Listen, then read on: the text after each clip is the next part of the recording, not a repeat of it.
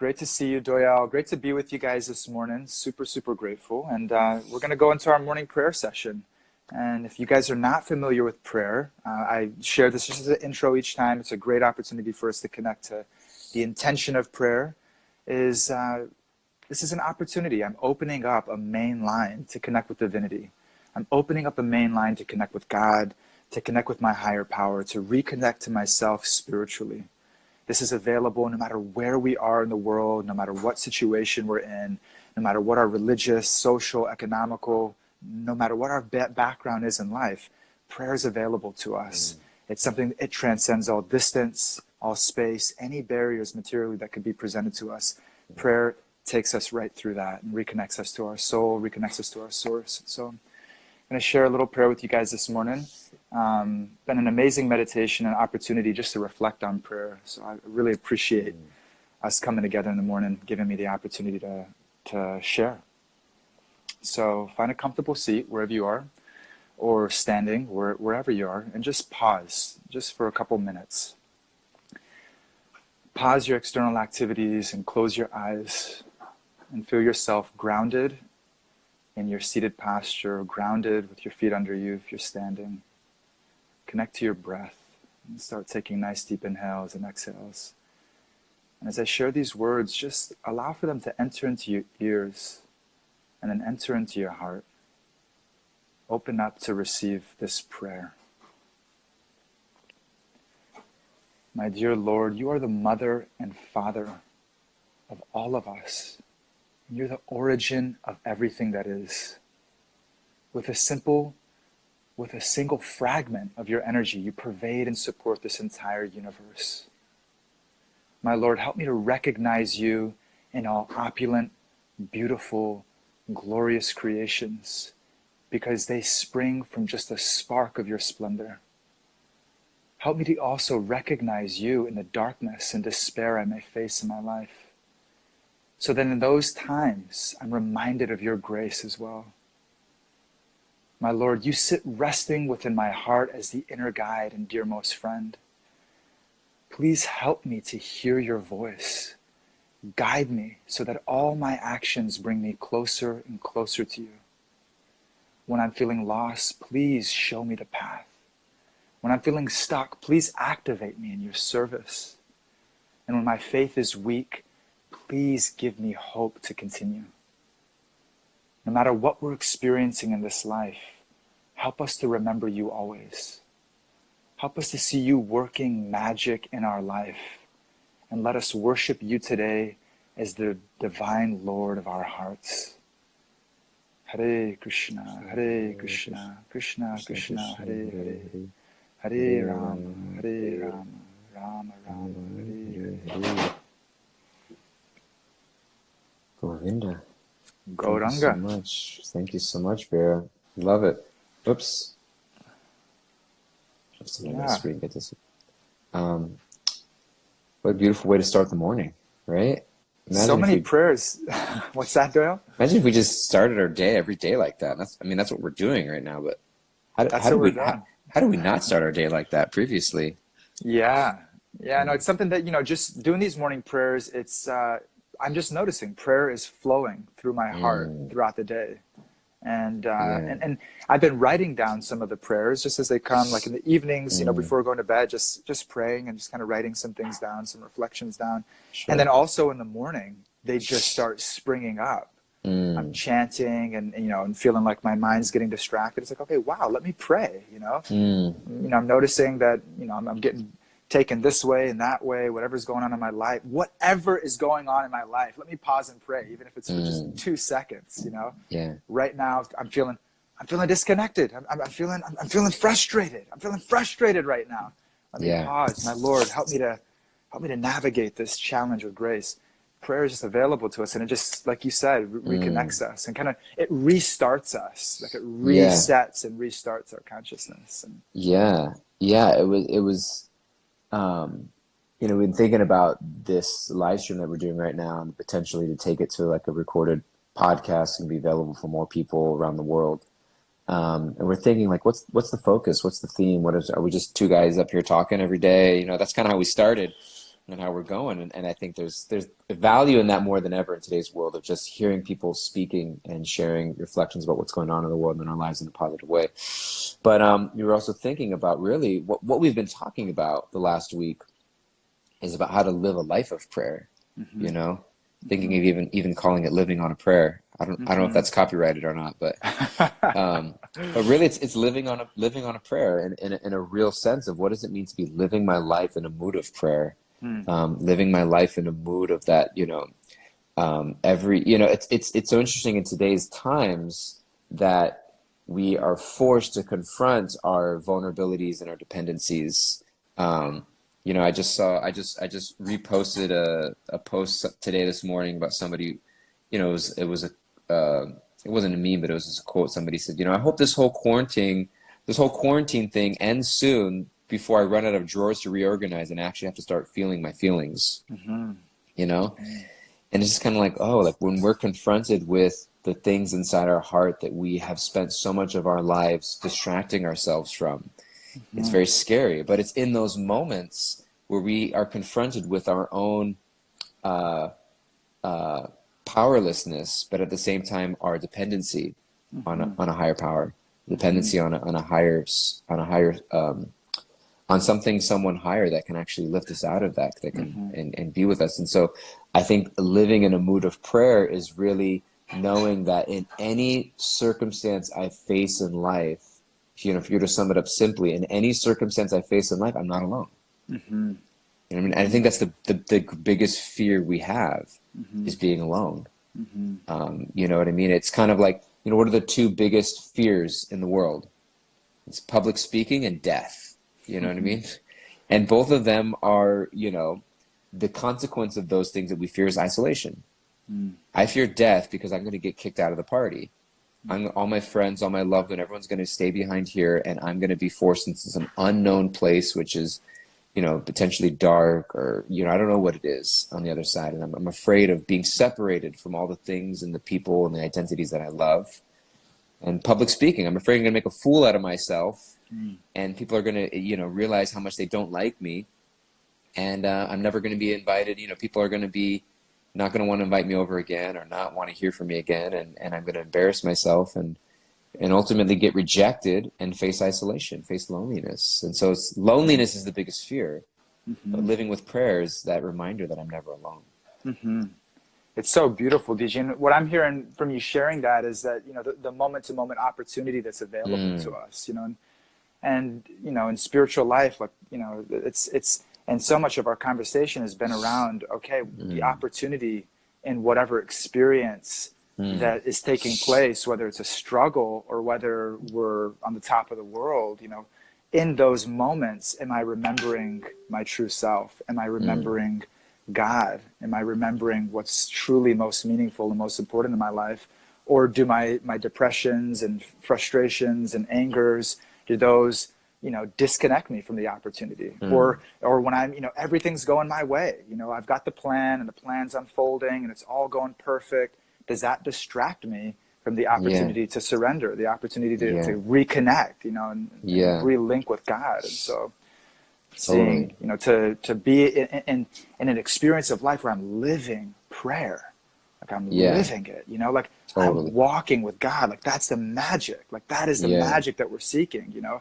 It's not in, you know, the crescendo of intimacy, or, you know, and getting that big paycheck, or like, you know, I hit the deal, or I got this many clients, or, you know, whatever it may be. It's not in, okay, I got the thing that I was looking for, you know, because then that's the end, and it's the beginning of something else. It's the process, right? It's being in that process, and that process being filled with meaning, and being filled with intimacy and connection with the divine, and with every experience and every person that we contact in that process. Yeah, it's like, definitely. I love how you mentioned like the process, because I think that the shift for many of us, and the shift that I've been experiencing, you know, I first came in contact with you know, I was always raised in some sort of religious or spiritual background. I was raised in a Roman Catholic Italian family, and I went to church every Sunday. And then at a certain point when I was in junior high school, I started to look for, you know, what if I was just born in the wrong religion, you know? You know what I mean? Am I screwed? Like, what if I was supposed to be born in a Buddhist family in Asia? You know what I mean?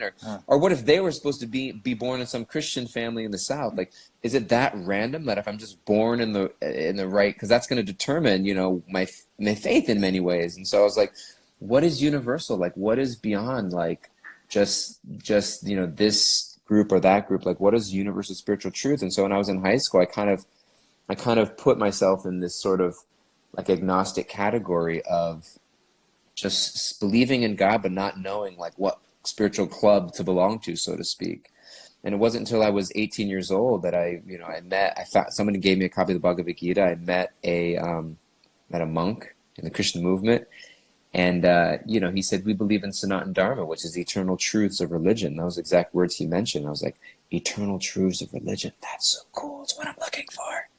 You know, so it was really kind of when I always believed in God and a higher power and spiritual truth my whole life, but it wasn't really until I was 18 that I really felt like I was starting a specific spiritual path. And I've been on that path for, I don't know what it is, like 17 years now, but I still feel like it's a process of redirecting the ship of my life towards absorption in something other than my immediate selfish needs and desires. And I think when we start to look at spiritual life like that, it's not just like, okay, because we love routines and we love like structure. And so it's like, what does it mean to be a spiritual person? I just need to know, what time do I need to wake up? How many mantras do I need to chant every day? How many yoga classes do I need to take? It's just like, and if I do these things, those things add up to a spiritual life. But it's like, no, spiritual life means absorption, means dependency, means feeling that moment-to-moment relationship with the higher power. And all of these other things, these rules, these regulations, these prescriptions, these prohibitions, it's all meant to facilitate that. And so I think that gives us a little bit of hope and a little leniency with ourselves, that it's like, you're not meant to be experiencing this high spiritual bliss every day. You're in a process of, it's like a merger and acquisition. You know, mergers, they take so long. It's like, I'm merging me feeling in control, my plan and will for my life, with God's plan and will for my life. And that takes time, and that takes, you know, process, you know? And so I think if we see it in that longer scope, give ourselves that broader time. I'm like, oh, I'm not just trying to, okay, how am I going to feel bliss today? It's like, how am I going to contribute to that longer process of rewiring my mind and my heart to feel the connection and dependency of God in my life? It's beautiful, DG. Yeah, just, you know, again, it's like, okay, well, I'm in a process, right? I'm in a process of synchronizing my desires with God's will, you know, exactly. And that's beautiful. this beautiful thing that in every tension point and every rub point is an opportunity to synthesize, you know, every frustration that we feel, or every feeling of loneliness or disconnect. It's that living prayer, that opportunity to say, whoa, right now in this moment, I'm feeling that disconnection. How can I become more dependent, you know, in that relationship? How can I soften myself around the will that's coming in to actually give me an amazing gift and an amazing opportunity for connection? Totally. Yeah. Beautiful. And I love what our good friend Laura Zales wrote here. She mentioned, as we are faced with attachment to our own loved ones, when thinking about death, we can offer that same prayer. Because, you know, we mentioned the two greatest fears in life are death and public speaking, which both are forms of rejection, isolation, and ultimately fearing loneliness. She said, help me to remember that we are eternal, and I will always be part of them, and they a part of me. For we are connected always at the heart by Krishna. And it's like there's a beautiful analogy or example that's given of like a bicycle wheel. A bicycle wheel has a hub at the beginning, and there's all these spokes that are connected through the hub. And so if you take out that hub, it's just a bunch of thin metal rods that aren't connected at all. They're not touching each other at any point other than that hub. And so when I think my connection to you is, oh, you know, we're married, and therefore you're my husband and I'm your wife, or you're my, you know, or, you know, you're my son or my daughter, or you're my friend, or you're my boss, or you're my this and that, or, you know, we have the same skin color, we're from the same country, we're in the same religious club. It's like, that's my connection to you. We're Dallas Cowboys fans. We're Dallas Cowboys fans, you know, which is, you know, not always an enviable place to be. But it's like some identity with each other. It's like, that's not our connection. That connection is very, very, it's a little juvenile, but it's interesting. I remember when I was in junior high, and junior high was the first time that we got lockers. You know what I mean? We had lockers in junior high. It was like a big deal. I could have my own locker. And I remember the principal saying, don't give your locker combination to anybody, even your best friend. And he was he's like, your best friend today may not be your best friend tomorrow, And they were just saying like, and he was talking about just junior high kids who get caught up in all this day-to-day drama. And it was like, and it's real though, because my connection with my friends in junior high is based off, we like the same music, we like this, we like that. And then that changes and shifts, and all of a sudden that connection is lost. So if my connection, Srila Prabhupada would reference it as, he would call it the skin disease. So we all have skin disease, that we're relating to each other on such a superficial level. So just like Laura was saying, it's like when I recognize my connection to you is not on our political views, our religious views, our religious affiliations, our sexual orientations, our sports team, hoo-has, that it's really that, we're all divine children of God, and we're all on that journey together. And my service to you and is the same as your service to me, is that we are each other's companions on this journey. Mm-hmm. We're each other's companions on that journey. And when we see that global connection, that we're all companions, we're all marching in the same direction. You know what I mean? So we think we're marching in different directions. Oh, that person's so different from me. They're not that different from you, because they're looking for the same exact thing. They're just looking for it in different ways. They have a different understanding of how to achieve it. But we're all ultimately looking for the same thing, which is connection of the heart. And so we're companions in that journey, and we can feel compassion. And so, but we don't know that unless we're living on a prayer. Yeah, right. It's like that I'm hearing again. It's like, man, what opportunity there is. It's like if my mood is, and my intention in life is that I want to connect with God, and I want every experience to heighten that. I want every experience to synthesize that connection and to deepen that connection, and to be an opportunity for deeper revelation, a deeper insight, a deeper awakening. If that's my intention, and that's my focus, and that's my vision in life, then every single person we come into contact with, we feel the magic. We feel God speaking through each other. We feel, just walking through the streets in New York, or sitting in isolation, through these conversations, like, no, this is divinely arranged. This moment in my existence right now, I've been brought here to listen to the words of Doyal. I've been brought here to connect with you right now. Like that's a gift from God. And it's easy to see it, right? In these type of circumstances, easier to see it because you're a loving friend, and you're sharing wisdom, you're sharing, inspiring words. And, okay, now how do I extend that? How do I extend that into the unknown?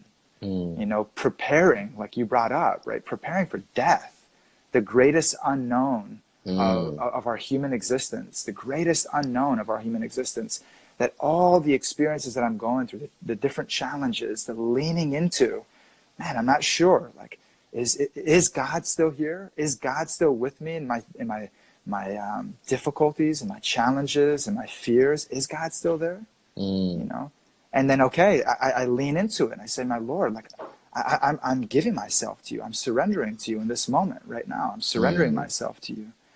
I'm preparing my consciousness that in the greatest unknown of my life, when it comes to the time of death, that I'm going to be able to let go, and I'm going to be able to trust you, that you're with me right now. You've always been with me, and that you will continue to be with me after I leave my body even.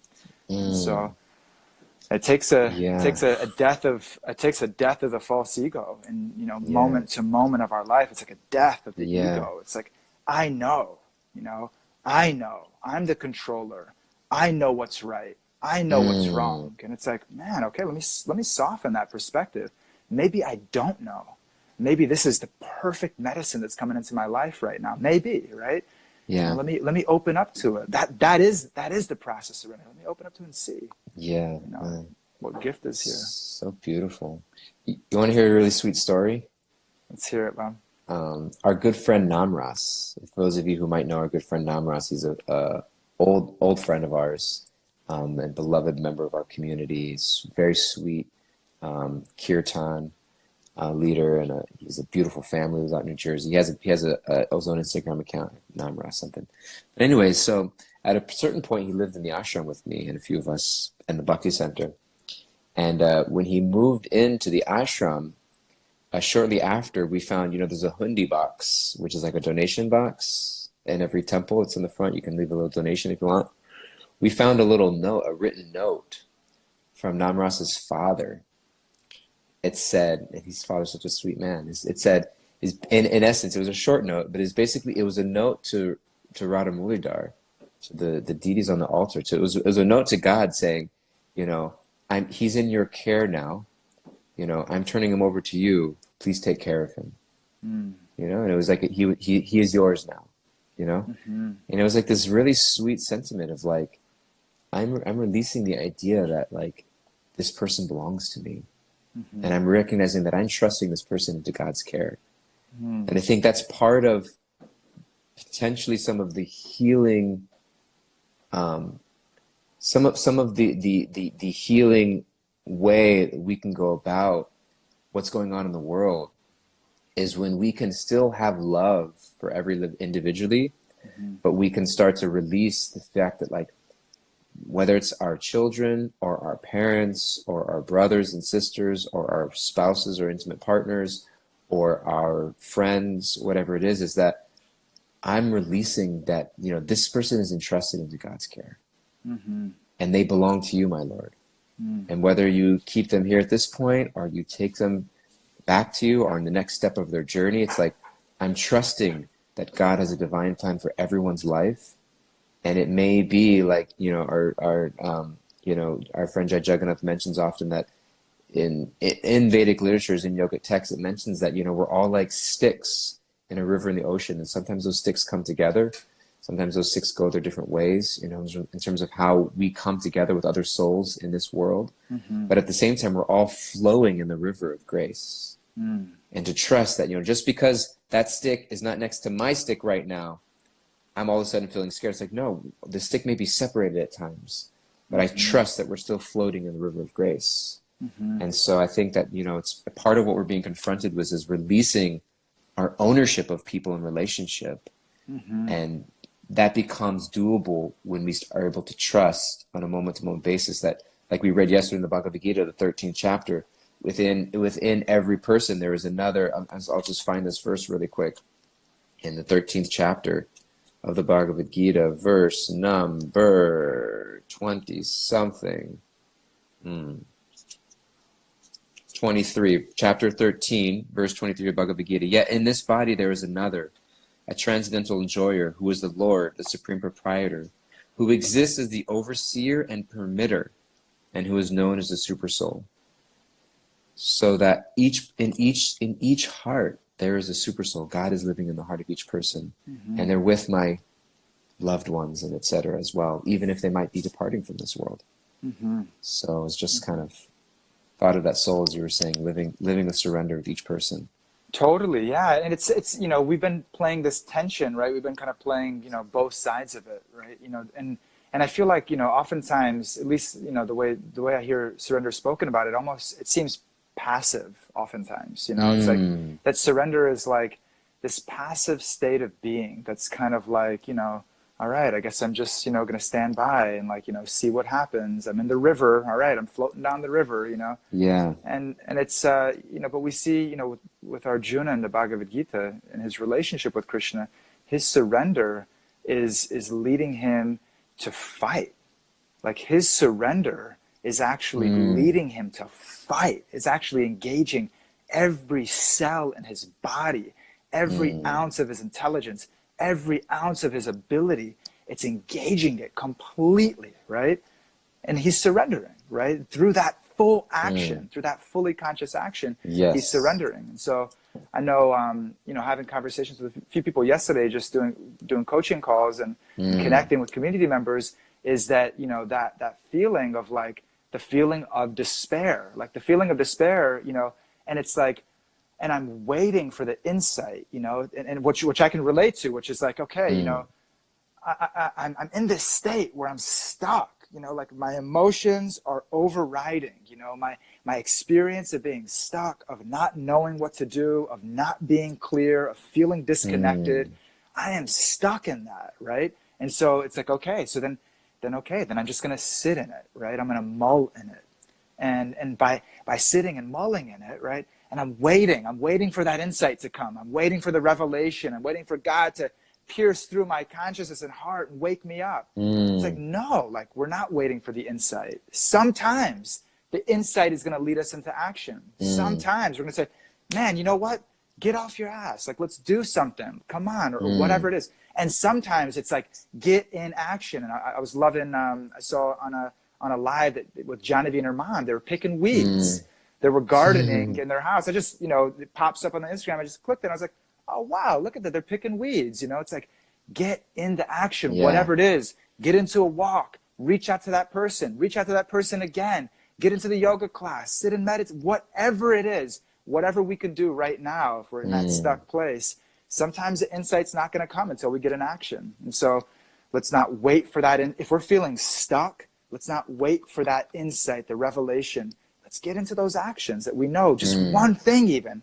Let's take one step of self-care, one step of spiritual practice, and then the insights will come. And then then that cycle will keep going. Wow, I got another insight. Now it's going to lead into action. Another insight. It's going to lead into more action. So that's something that, and I guess there was something in my heart as well with that, is that I wanted to give a shout out to my mother-in-law, Mulika. We were having a conversation just briefly yesterday morning. She was appreciating the conversation. And there's practically nobody that I've met in this planet that carries more empathy for other living beings than my mother-in-law. And just seeing like, okay, in this time, like what I'm talking about right now is like, I'm talking about this, I'm trying to apply it to myself. Like that's what I'm speaking it right now. I'm trying to apply it to myself. Like that is my meditation. That is my intention, right?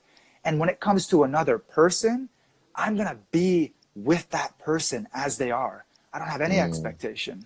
Not expecting that they're going to be happy, sad, this, that. When I'm with another person, I'm going to be with them 100% in compassion, in empathy, as a vessel of God's love to help to awaken their consciousness, to help them to feel loved, help them to feel that they are valuable, that they are important, just with that presence and that exchange. And so a little shout out to Mama, who is an example of that so often. And she's been tuning in each morning. Beautiful. Thank you so much. You brought up such an interesting dynamic. And somebody mentioned, our good friend mentioned a comment above that this is a confusing dance for me: surrender versus action. Surrender versus action. That Arjuna's surrender led him into full action. That surrender is not a passive state. And so it's I think that's one of the that Krishna illuminates us in the very beginning of the Bhagavad Gita, that it's like we're actually never inactive. We're never inactive. We're always, even in our inaction, so to speak, and Krishna talks about this also, that can be very confusing, that our inaction, we're actually choosing to be active in some ways. Like even internally, like I don't know about you, but my mind never shuts down. Like it doesn't ever shut down. It's like I could be and I think that's part of what we're experiencing right now. It's like if I'm stuck inside and I'm sitting here and there's nothing to do, I'm still alone with my mind. And so it's like it's about how to engage not just my body and senses, but my mind and my heart. And so even if I'm not physically seeming to do something, I can still be active internally. And Krishna reminds us of this many times in the Bhagavad Gita. And one of my favorite verses in the 5th chapter says that one who is active rejoices within. And it literally says, I'm gonna pull it up right now. His happiness is within. Yeah, he uses this exact word active. He uses this word active in the 5th chapter, verse 24. It's this very interesting word. That's our word here, verse 24. One whose happiness is within, and who is active and rejoices within, and whose aim is inward, is actually the perfect mystic. They are liberated in the Supreme and ultimately attains the Supreme. So he says that to be active and rejoicing within. And I think that's the hero's journey. That's the spiritual journey. We read this a few days ago. Earlier, we read this verse about Queen Kunti saying that, let myself flow to you, let my heart flow to you like a river to the sea, unimpeded by anything that it comes. And in that purport, the commentary of that verse, Srila Prabhupada mentions just a couple sentences I'll read. In the Bhagavad Gita, we see that Arjuna desired not to fight with his brothers and relations just to satisfy his own personal desires. But when he heard the message of the Lord, Srimad Bhagavad Gita, he changed his decision and served the Lord. And for his doing so, he became a famous devotee, for it declared in all the scriptures and that Arjuna attained spiritual perfection by devotional service to the Lord and friendship. The fighting was there, the friendship was there, Arjuna was there, and Krishna was there. But Arjuna became a different person by devotional service. Therefore, the prayers of Kunti also indicate the same categorical change in activities. So it's not necessarily even a change in activities. Surrender isn't even necessarily that the activities of my life change. Surrender is that I approach the activities of my life in a different mindset. And so it finishes off, Srimati Kunti wanted to serve the Lord without diversion, and that was her prayer. Our attention is usually diverted to the service of something else. And he goes on, when the program is changed to the service of the Lord, that is to say when the senses are purified in relation with the service of the Lord, it is called pure unalloyed devotional service. Srimati Kunti Devi wanted that perfection and prayed, there's our word prayer, for it from the Lord. So that active, that surrender is always on a moment-to-moment basis. And the action is when we come into contact with that direction of the Lord to be guided of, should I move or should I not? But we're still active in the engagements of our day-to-day life. It's just bringing a different consciousness into those activities, engagements. That's surrender. We're surrendering. You mentioned earlier, death of the false ego. We're surrendering our control. We're surrendering our false conception of ownership. We're surrendering our sense of, I'm meant to get something out of this that will bring me some material satisfaction. That's what surrender is. But devotion is a very active. That's why Prabhupada defined bhakti as devotional service. Not just devotion, because devotion is just a feeling in the heart, but that feeling of devotion gets expressed through our service, through our engagement in the world. So it is a delicate balance. Krishna takes a lot of time in the Gita explaining how can be tricky to understand, but we are always active, and it's how could I bring a surrendered mood into my activities? Yeah. Bring that living prayer in, babe. Bring the that living prayer. Be living on a prayer. Come on. That's what we're trying to do. It's like living with the prayer in our heart at all moments, and surrendering that it's not some negotiation tactic. I think that's one of the hardest things to realize. It's like, I think one of the biggest frustrations I've felt in my life and that I wrestle with regularly and that I hear from a lot of people is like, it's not working. I've been praying and praying and praying and this and we're praying. It's like, well, what are we, let me reassess my intention out of all of this in the first place, like what's not working? I'm not getting what I thought I would out of it. So, and at least for us to admit, like, yes, I thought this was a negotiation tactic. There's something I'm looking for in my life. And I thought if I do these things, I'm going to get it. And it's like, oh, let me just at least recognize that. And then maybe I can start to reconsider how I approach this whole thing in a mood of surrender. What do you think, Cowboy? Finish this off here. Give us a closing thought, a closing meditation, or not to put you on the spot, but you're always so good at it. Come on, no, I'm with you. I'm appreciating deeply. I'm appreciating your words. I was looking at you and I was just saying, it's like God is speaking through him, like and like praying, like speak through him, like speak through his pure heart. That your intention and your desire to be an instrument of uplifting others, to be an instrument of compassion, of grace. That's so vivid. It's so apparent in your mood, and so I was just soaking it up. I felt like a sponge, man, just receiving. I'm stealing mercy, and so sweet. And I'm so grateful for everybody. So grateful for everybody that's tuning in and seeing the little hearts pop up. It's like it's like being in a if we were live, like everybody would be like pumping their hands and we'd be like hooting and hollering and like, yeah, like we're pumping each other up, right? We're pumping each other up spiritually. There's that enthusiasm you were talking about, earlier. There's that enthusiasm. I'm bringing something. What am I bringing to this conversation? What am I bringing to my relationship with God? What am I bringing to the table right now? Yeah. And so I think we can ask ourselves that question right now. We just take a moment. Let's pause one more moment before we sign off. Let's pause and what am I going to bring to my day today? What quality of intention? What am I going to bring to my day today? I have a choice right now. There's so many things. We're all in completely different states of consciousness, all in different states of consciousness, different circumstances, different places. We got our friends from Kenya tuning in, Tapasvini. We got people tuning in from all over the world. We're in different physical locations. Where I am at right now, I have a choice. What energy am I going to bring to the next moment of my life? What energy am I going to bring to the next moment of my life? Beautiful. So I'm bringing, I saw Naoshin, she said sincerity. I'm bringing sincerity. I'm with you, Naoshin. Bring it. I'm going to do my best to bring sincerity to my next moment in life. Yeah. Bring it to the table. That could be another potential name for our podcast. Bring it to the table. Just bring it all to the table and sit at the table with the Divine Lord. Have some ravioli with Doyal and Rasika at their place in Brooklyn. Yeah. So I love you, bro. I love everybody Love here. Braja Sundari, Vivi, Laura, Aditi, everyone that's been tuning in. So glad to see you guys. Brajarani, Amanda Stone, 153. Faith is bringing there. Oh man, let's feel like a whole nother conversation is about to start here. Achita Keshava, Rasika, all angels, all the angels in our life. We love you. We love you. We're sending our love. I'm sending love. Please keep in touch.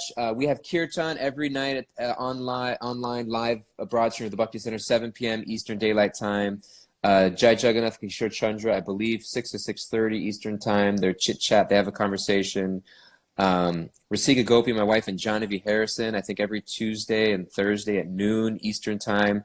Tea time with JR and JNR. And so, we're putting these live broadcasts on. If you're interested in online programming, check out our website, bhakticenter.org. We have lots of free programming, other types of, donation-based courses and workshops. We'd love to have you join us for something. Stay connected. Reach out. Love you guys.